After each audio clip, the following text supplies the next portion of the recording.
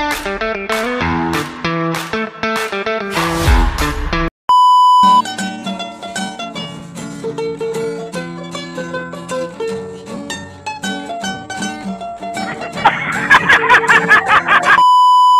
guys! Nandito kami para i-discuss ang RA 9175 o ang Chainsaw Act of 2002.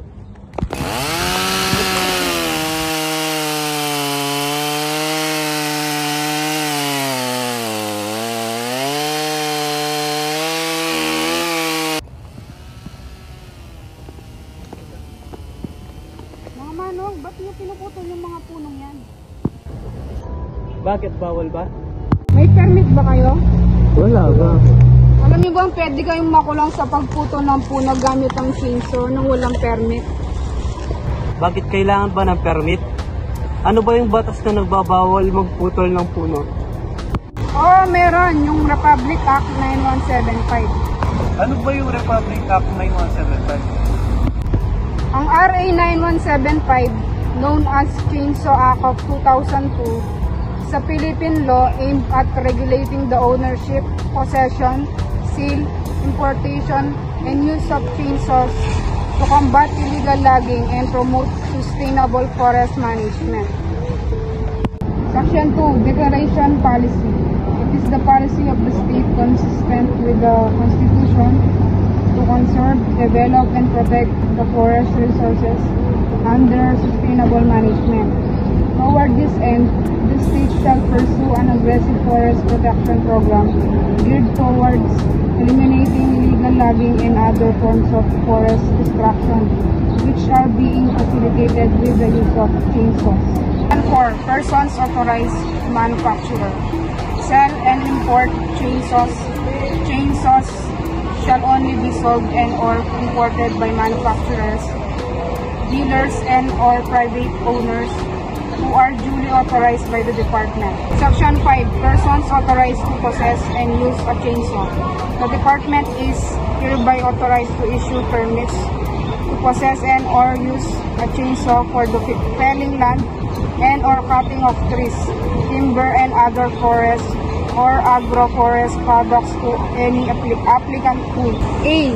has a subsisting timber license agreement, production sharing agreement, or similar agreements, or a private land timber permit.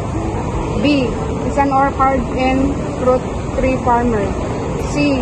is an industrial tree farmer. Section 6. Registration of chainsaw. Within a period of 3 months from the effectivity hereof, all persons who own or are otherwise in possession of chainsaws must register the same with the department through any of its community environment and natural resources office. If the violation under this section is committed by or through the command or order of another person, partnership, or corporation, if the offender is a public official or employee, the chainsaw is confiscated.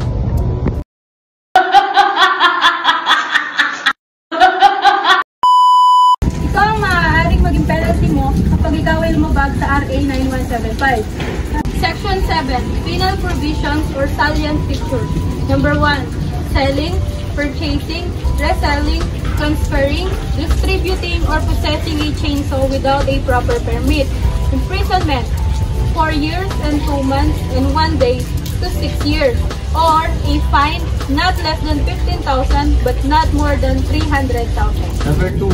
Unlawful importation or manufacturing of chainsaw with the imprisonment not less than 1 month nor more than 6 months, and with a fine not less than 1,001 or more 3,000. Number 3. Tampering of engine serial number.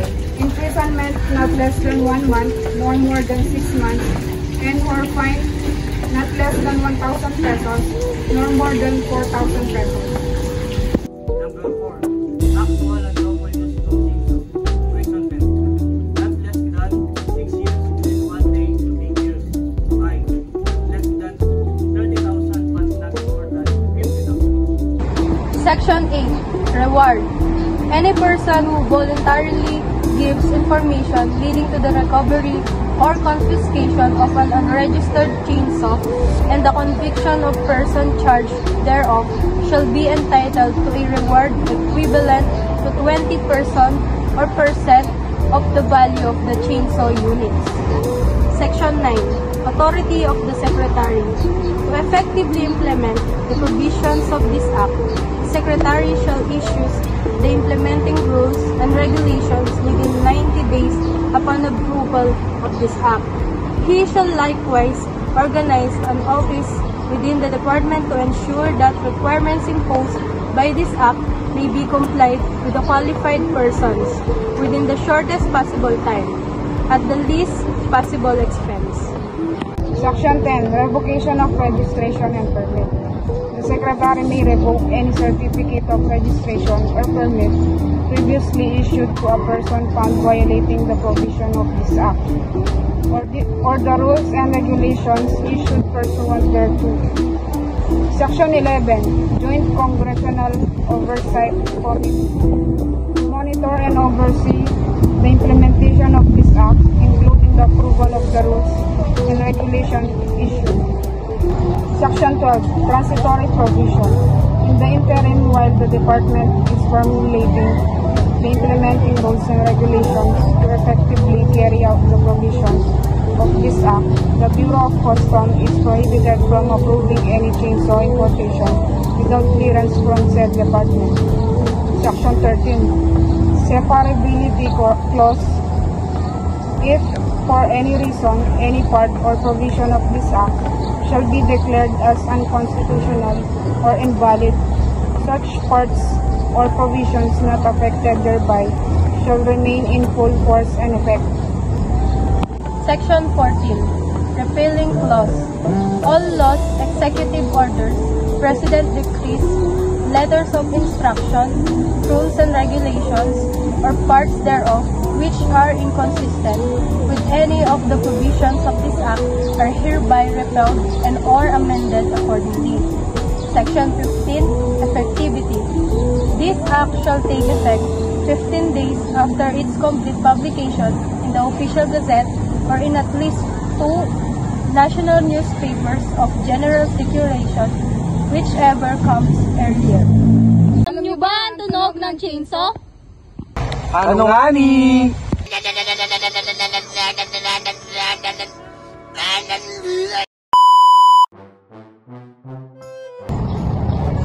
Ano nga ni?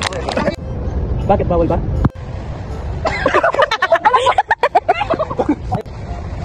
Alam niyo bang pwede kayong makulong kapag puto ng... Alam niyo bang pwede kayong makulong? Ano ba?